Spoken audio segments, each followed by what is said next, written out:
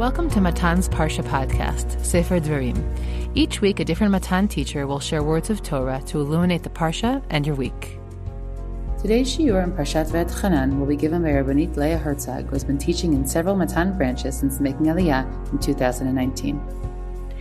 Hello, everyone. Before we begin the actual shiur, I want to start with a story or a riddle or something for you to think about. We will get back to this at the very end, and it goes as follows. Imagine yourself on a road, and you are stopped on that road by a very ugly, menacing troll. And you cannot go to the left, you cannot go to the right. You are trapped by the troll. And the troll says as follows. You have to make a choice. You can choose to lose your vision, or you can choose to lose your hearing. You have to choose one, otherwise you will lose both. So this is the story, and I'd like you to keep the story in the back of your mind as we go through the shiur. Parshat Va'etchanan is the second parasha of Sefer Dvarim. Sefer Dvarim, also known as Torat Moshe, is a review, as it were, of the entire Torah. Moshe is at the end of his life. It is the 40th year in the Midbar, and Moshe is speaking to the second generation, which will become very important to this shiur, before they enter Eretz Canaan. According to the Ramban, Sefer Dvarim has 5 functions.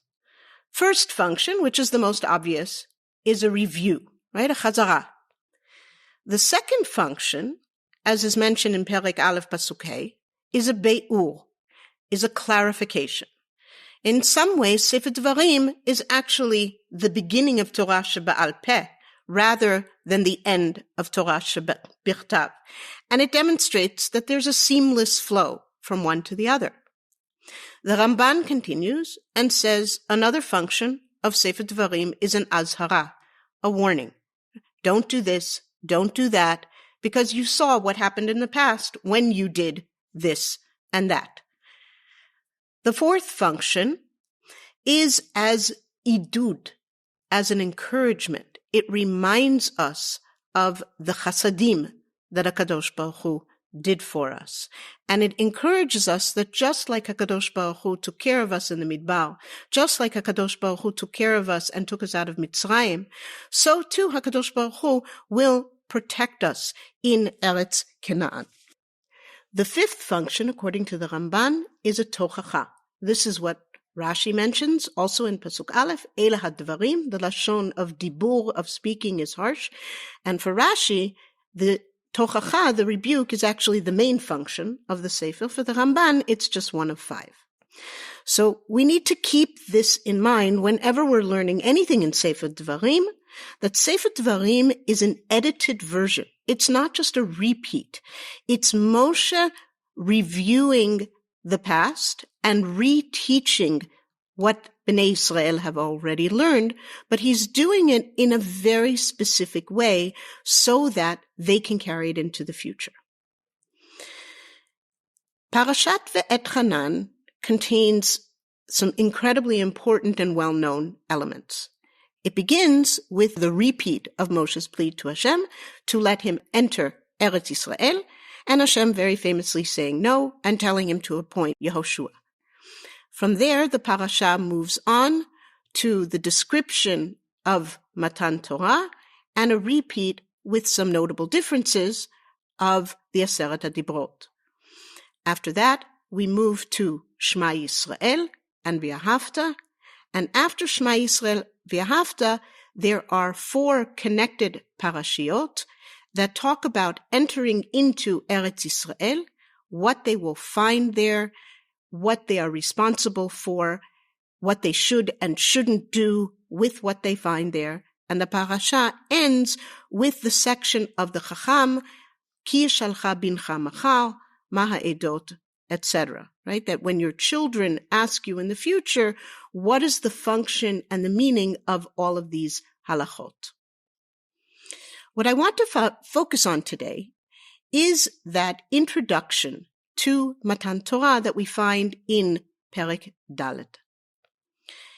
If you look through the Perek, you will notice that there is a motif that runs through the section. The motif is what you heard at Matan Torah rather than what you saw and experienced. There is one pasuk that is dedicated to the visual experience of Matan Torah, the fact that the mountain was bo'er ba'esh, right, that it's flaming. But in the next pasuk, Perek Dalet, pasuk Yud Bet, it says very explicitly that you heard the voice of Hashem. You did not see anything. The only thing was a kol. And as a matter of fact, that word kol, kuf vav lamed, is mentioned twice in one pasuk. We know that's automatically a flag. Pay attention to me. But the Perek continues, and Moshe repeats in pasuk after pasuk after pasuk after pasuk what Bnei Yisrael did not see. They did not see a tavnit, a form of this. They did not see a form of that. They did not see a form of the other thing. Over and over and over again, Moshe says, you did not see this. You did not see that. You heard Hashem spoke to you. He said to you. And that concept of hearing is carried through the rest of the parasha. We famously say every single day, 2-3 times a day, Shema Yisrael, Hashem Elokeinu, Hashem Echad. Hear, listen, understand, not re'eh, not see. And the Mefarshim talk about what the meaning of the word Shema is. And the Svolno explains that Shema is not just to hear, not just to take in sound. The Ibn Ezra says that word is laha'azin, from the word ozen, ear. But lishmoa is to understand, is to process, and to think. So the question becomes, why, in fact, is Moshe emphasizing hearing over seeing?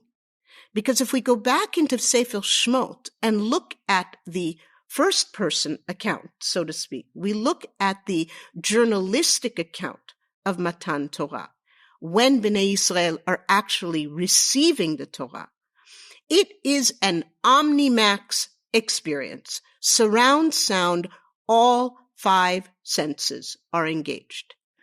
The ground underneath them was trembling. There was smoke. There was lightning. There was thunder.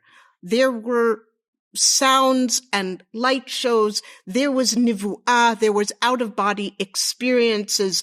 Every single one of the senses was employed. And if you had to kind of zoom in, as it were, on one of the 5 senses, we think about the sense of vision. We saw Moshe going up to Har Sinai. We saw the cloud. We saw the fire. We even saw the thunder. Things that would normally be heard were actually seen. Whereas again here in Parashat Va'etchanan, really what's emphasized is hearing. In order to really understand what's going on here, we really have to go back to the beginning of humanity, the beginning of the world. So I take you back to Sefer Bereshit, Perek Gimel. We have a man and a woman. They're not even named yet. The man is called Ha'adam, and the woman is called Ishto. And she's called Isha because she is the female form of the species of Ish. Adam and Isha, or Ish and Isha, are placed in Gan Eden. They're placed somewhere where all of their physical needs are completely satisfied, and they're placed somewhere where they experience Hashem face to face, just as you would experience someone who would walk into the room and start talking to you now. It was the most intimate, personal, close threesome. HaKadosh Baruch Hu, Ish, and Isha. Ish ve'ishto are actually given 3 mitzvot. 2 are mitzvot aseh, and 1 is a mitzvat lo ta'aseh. And I think it's important to take note of that at the very beginning of humanity, we are given more to do than to avoid. The first mitzvah that ish v'isha are given is given in Perek Aleph. Pru urevu umil'u et ha'aretz v'kivshuha. Right? Go forth, be fruitful, be many, fill the land, and conquer it. In other words, be the top of the animal kingdom. Rav Soloveitchik talks about the first humans as Adam 1, as majestic man, as man who is commanded to go out and take over. Not take over to abuse or extort, but to take over to understand how the world works and figure out ways to survive and thrive in that world. The second command that Adam and Isha are given is once they're already in Gan Eden. And that command is Mikol Eitz Bagan Tochel. That you not only can, but you should eat from every tree that is in this garden. You should take full advantage of everything that you have here. After those 2 mitzvot aseh, we get the mitzvat lo toseh. And the mitzvat lo toseh is probably the most famous one, is don't eat that fruit of that tree. And by the way, I'm specifically avoiding naming the tree. It is not an apple tree. The Gemara has a huge machloket as to what kind of a tree or what kind of a growth it was. So let's just call it the tree, right? The Eitz Hada'at Tov V'Ra. There's a specific tree. They knew which tree it was. They had one specific command, right? They saw the tree. They recognized the tree. They saw Hashem. Dr. Gerald Schroeder, in his book Genesis and the Big Bang, talks about how Adam and Isha are in fact not the first Homo sapiens, but are actually the first Homo sapien sapient. In simpler language, they're not the first humanoids, but they're the first Nevi'im. And they're the Nevi'im of the highest order, right? The Midrash talks about how Adam's feet were on the ground and his head was in Shamayim. That metaphorically, Adam was a human who could span both the physical world and the metaphysical world, and he could imagine and conceive of the divine to the extent that he could communicate with it. The story takes a very tragic turn, we know. And Chava, as she is named later, so at the beginning it's still Isha, has some kind of a conversation, whether literal or in her head, with a Nachash. And the Gemara famously says, Zeh ha-Nachash, Zeh Yetzer Hara. In any case, there's some kind of a conversation, there's some kind of a debate, whether external or internal, between Chava and herself or between Chava and this Nachash. And what is it that happens? As the Pasuk says in Perek Gimel, Vatere ha'isha kitov ha'etz. And the woman saw that the tree was good. Lema'achal, for eating. V'ki ta'avahu le'enayim. And that it was desirable to the eyes. V'nechmad ha'etz lahaskil. And it was also pleasing to think about. V'tikach mipiryo v'tochal v'titen gam li'isha. And she took of the fruit, and she ate it, and she also gave it to her husband. So in this pasuk, we have 2 elements of vision. She saw the tree, and it was desirable to the eyes. It was her eyes that actually deceived her. What the experience went straight from the eyes to the lahaskil, to contemplate or to think about. It was a very direct, immediate process. But something was missing. She didn't stop to think. When you see something, when something is in front of you, you don't really think about it. In the field of educational psychology, this is called content becoming process. As babies and as young children, what we see has to be explained to us. We don't even think about that anymore, right? This is a ball. This is a fork. This is a flower. Whatever it is. This is mommy. This is daddy. As we move out of infancy and childhood, really by the time we're about 4 or 5 years old, we don't stop to think about what we're seeing, right? A picture is worth 1,000 words. Somehow we assume that what we see is superior. It is the highest form of reality. That's actually true. Moshe is complimented by the Torah as being called that he sees Hashem panim el panim. He sees Hashem face to face. The Gemara says that Moshe saw Hashem in a way that is referred to as an aspaklaria me'ira. Think of the word sparkle in English. Moshe saw Hashem through a crystal clear pane of glass. On the other hand, the Torah tells us in Parashat Ki Tisa, when Moshe asks to see Hashem, Hashem says, Lo yir'ani ha'adam v'chai. A person cannot see my face or cannot see my essence directly and continue to live. So vision, while it is the clearest and the most potent and the highest way of intersecting with Hashem, is also the most fragile and the most delicate. And it is also the one that is most susceptible to deceit. It is most susceptible to being skewed.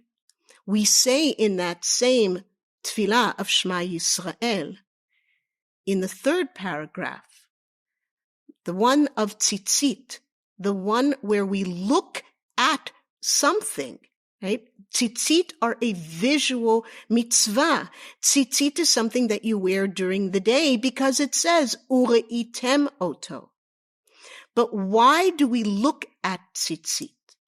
Velo taturu acharei levavachem ve'acharei enechem asher atem zonim achareihem. Your eyes, which then lead to your heart and your desire. We're back in Gan Eden, right? She saw it. She desired it. She didn't stop to think about it. So the tzitzit are supposed to remind us, don't assume that what you see is what is real. Bnei Yisrael, at this point, have been living in a midbar for 40 years. The reason they lived in a midbar for 40 years is because their eyes deceived them. Their eyes deceived them in Mitzrayim, which was the height of technological achievement. Mitzrayim at that time was like New York, Tokyo, Tel Aviv, glittering, progressive, startup, the top of the technological food chain. It was an international port. It had trade from all over the world. It had people from all over the world. It was visual overload. And Bnei Israel were taken in by it. The Gemara tells us that Bnei Israel were at the 49th level of Tum'ah by the time they left Mitzrayim because what they saw corrupted them. When they got into the Midbar, and they got into this wilderness, and we'll talk about the word midbar in a moment. And they sent meraglim, right? They sent anashim, actually, if you look in Parashat Shlach. They sent anashim latur, to see, to scope it out. And what those men saw so frightened them, and so short-circuited their minds and their emunah, that they freaked the people out. And so the people had to stay in this midbar for another 38 years. Let's stop for a moment and think about what a midbar is and what the word midbar means. The word midbar has at its shoresh, its root, the word davar, or diber, daled bet resh.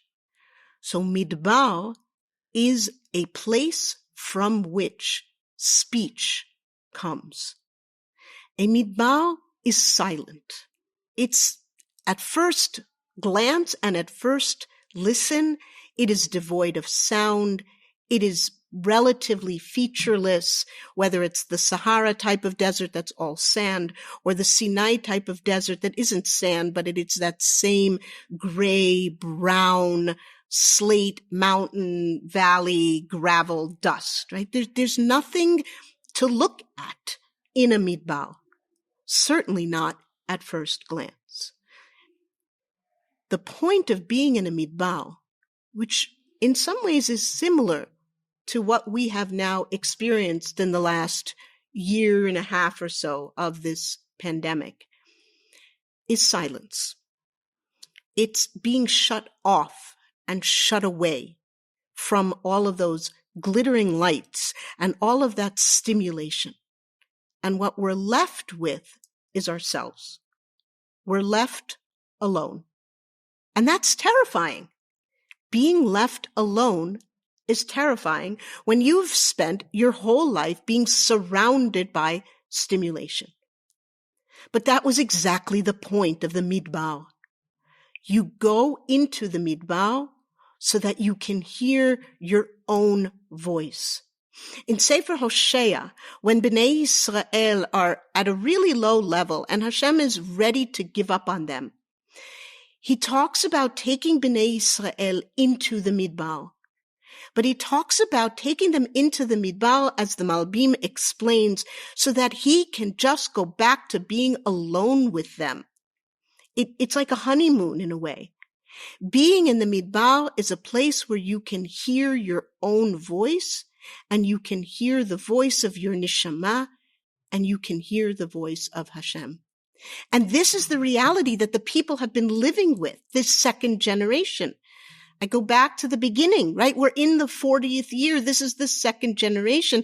This is a generation who grew up in the midbar, who grew up in this incredibly rarefied environment of where their food was provided for them every day, and their water was provided for them every day, and their clothes were provided for them, and their whole existence, which was like a Gan Eden existent before Adam and his wife were banished, before the Chet. Everything was provided for them. And what they heard was their own voice. What they heard was Moshe's voice. They didn't even see Moshe's face, right? Moshe's face was covered by a veil. Their whole experience was hearing, not seeing. As was Adam and his wife after the Chet. What did they hear? Kol Hashem mithalech bagan. They heard Hashem's voice. Because vision is so fragile and so pure, like a piece of glass, it can easily be broken. On the one hand, a picture is worth 1,000 words. On the one hand, we want to see Hashem panim el panim. But on the other hand, vision is deceptive. Vision leads us down the wrong way. We are attracted to everything that glitters, even though we're told all that glitters is not gold. Moshe himself was attracted to the diamonds and the gold and the midrash. And it was the malach who had to push his hand towards the coal. That midrash is telling us that what sparkles looks pretty, but might actually be very dangerous and could even cost you your lives.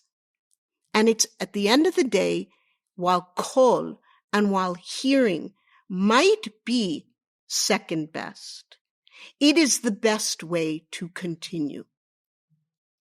So let's get back to our parasha. Bnei Yisrael are about to enter Eretz Yisrael, Eretz Canaan. Eretz Canaan is full of stuff. The Torah tells us in Perek Zayin, you are going to see houses, batim, that you haven't built. You are going to see wells that you haven't dug.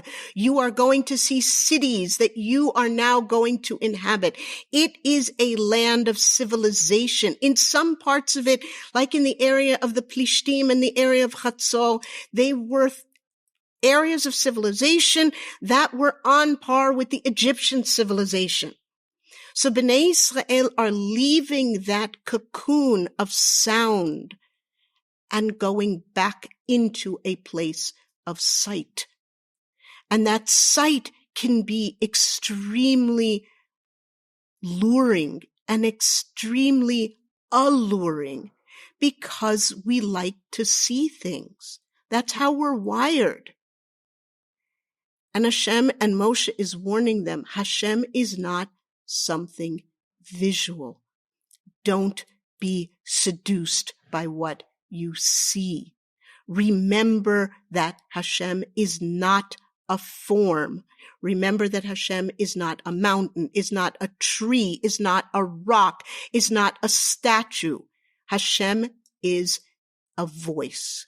Hashem is the voice of your neshama, and it is the voice that you tune into. So Moshe is stressing this in the lead up to the Aseret HaDibrot. Moshe is stressing this in Shema Yisrael, Hashem Elokeinu, Hashem Echad. You have to understand it. Because here's what hearing, what Shmi'ah forces us to do that Re'iyah does not. In order to understand language, you have to process it. Shmi'ah is not just hearing it like you hear a piece of music. When you hear someone speaking, in order to be able to communicate, to converse, to learn together, you have to understand what that person is saying. You have to both literally and metaphorically speak the same language. And in order to understand somebody's language, you have to be able to think. It is a step between perception and emotion. And this step is actually what saves us. And this step is actually what protects us.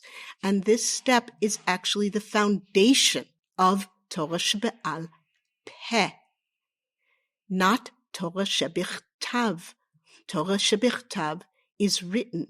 It's seen. Torah Shebe'al Peh is spoken. It's heard. It's communicated. What Moshe is doing in Sefer Dvarim, what he's handing over to Bnei Yisrael at that moment that he knows he is not going to go with them. He is no longer going to be that visible link between them and HaKadosh Baruch Hu. And we know from all of Sefer Nevi'im how much the people did not listen to Nevi'im. A Navi is not really convincing.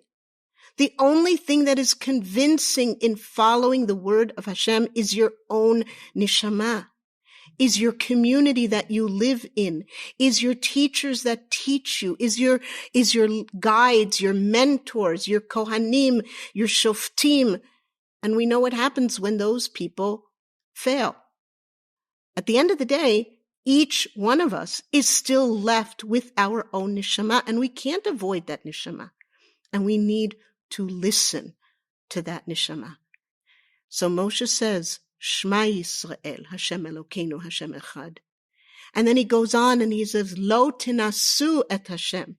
Don't test him. Don't ask him to reveal himself, because he's not going to. Again, Hashem is not visible. Don't be seduced by everything that you see. Rather, Ki shalcha bincha machar. When your son in the future, your children in the future ask you, why do we keep these halachot? You explain it to them. You teach it to them. It is a oral tradition. V'higadeta lebincha. You tell, right? We speak. Ours is a religion of speaking. And in order to speak, you need to hear. And in order to hear, you need to understand. So I want to go back now to that original troll story. Remember the troll? And I want you to answer the question in your own mind. What would you rather lose? Would you rather lose your sight and maintain your hearing? Or would you rather lose your hearing and maintain your sight? And I imagine that each one of you has a unique answer and a unique reason for your answer. And it would be really cool if you found somebody else who listened to this podcast and talked about it. So I'm going to share with you a little bit of my own history because I wasn't given a choice. When I was 18 years old, I was diagnosed with a visual disease, a retinal disease called retinitis pigmentosa. And that is a disease that is progressive. And when I was 18, I was told that I would be blind or could be blind by the time I was 23.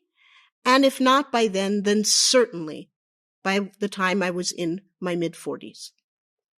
So at 18 years old, I was given a sentence that I would lose my vision.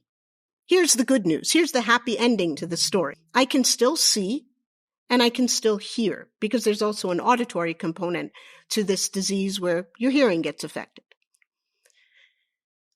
The truth is, and I've thought about this many, many times, and I've been asked this many, many times by students over the years. If you had to choose, what would you choose? And after many years of thinking about it, I've come to my own conclusion that, as we know, Hashem gives you what you can handle. Probably the most precious thing to me is my relationships with other people, my ability to speak with them, to learn with them, to teach them, to hear from them, to engage with them, to get to know them. And that is speech. I can imagine, whether I can see it or not, what a flower looks like, what the ocean looks like. And mercifully, I don't have to imagine what my children's faces look like. But if I had to, I could. But I can't substitute a conversation, at least not for me. And just as an FYI, there are members of my extended family who are hearing impaired. And they've had to grapple with their decision or with their troll that took the decision away from them. And I don't mean to impugn or diminish those people who would choose to keep their sight and lose their hearing. I'm talking about me and my decision, or the decision that HaKadosh Baruch Hu thrust upon me. So when I say Shema Yisrael, it's much more personal.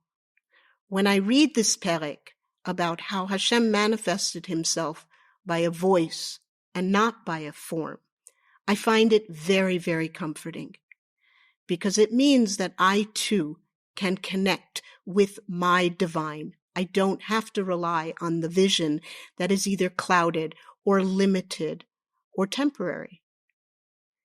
So that's the message I want to leave with all my listeners right now, is be grateful for what you have, appreciate what you have, don't be deceived by what's external, and take the time to spend with yourself, with your neshama, with your own midbar, so that b'mheira b'yameinu we can all enter Eretz Yisrael and appreciate all of the tuv that HaKadosh Baruch Hu has given us. Shabbat Shalom. Thanks for listening. You can stream and download all Matan podcast episodes on Spotify, iTunes, and Matan's website. Feel free to share feedback with us as you listen. You can write us at podcast@matan.org.il. That's podcast@matan.org.il. Lastly, please do Matan Podcast and Women's Torah Learning a small favor by sharing this podcast with family and friends so that we can reach new audiences. Shabbat Shalom.